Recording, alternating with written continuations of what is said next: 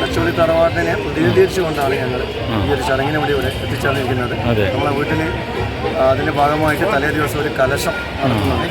ആ കലശം കഴിഞ്ഞ് വ്രതമൊക്കെ എടുത്തിട്ടാണ് ഞങ്ങൾ ദിവസം ഈ ഒരു ചടങ്ങിനായിട്ട് ഇവിടെ എത്തിച്ചേരുന്നത്. എത്ര നാളാണ് വ്രതം എടുക്കുന്നത്? ആ ഒരു ദിവസം മാത്രമാണ്. ആ ദിവസത്തെ ചടങ്ങ് കഴിഞ്ഞിട്ടാണ്.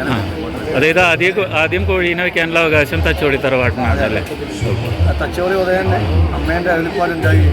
അതിൻ്റെ ഭാഗമായി തച്ചോളി ഉദയൻ ഇവിടെ എത്തിയതിൻ്റെ ഭാഗമായിട്ട് അതിൻ്റെ ഒരു സ്മരണാർത്ഥമാണ് ആദ്യത്തെ കോഴിയെ സമർപ്പിക്കാനുള്ള അധികാരം തച്ചോളി തറവാട്ടിലെ പ്രതിനിധികൾക്ക് ലഭിക്കുന്നത്.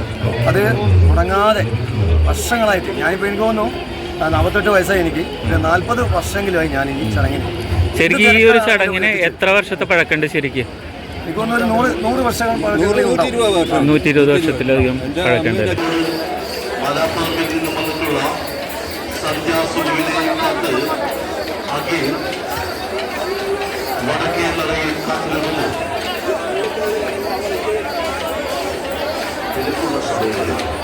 അവരവരുടെ കയ്യിലുള്ള പേഴ്സ്, സ്വർണ്ണാഭരണങ്ങൾ, മറ്റു നിലവിലുള്ള സാധനങ്ങൾ എന്നിവ നഷ്ടപ്പെടാതെ പ്രത്യേകം സൂക്ഷിക്കേണ്ടതും ശ്രദ്ധിക്കേണ്ടതുമാണ്.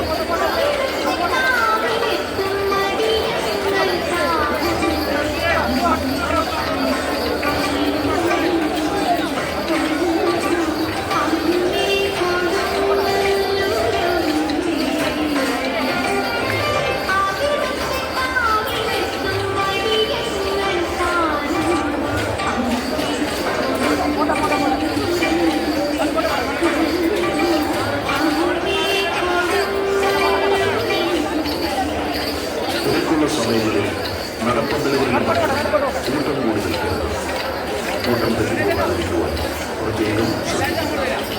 കുളത്തിൽ കുളിക്കാനിറങ്ങുന്ന ഭക്തജനങ്ങൾ പ്രത്യേകം ജാഗ്രത പാലിക്കുക. ഭക്തജനങ്ങൾ പോലീസ് ഉദ്യോഗസ്ഥരുടെയും ദേവസ്വം ഉദ്യോഗസ്ഥരുടെയും സെക്യൂരിറ്റി ജീവനക്കാരുടെയും നിർദ്ദേശങ്ങൾ കൃത്യമായി പാലിക്കേണ്ടതാണ്. ഭക്തജനങ്ങൾ ക്ഷേത്ര പരിസരം വൃത്തിയായി സൂക്ഷിക്കേണ്ടതാണ്.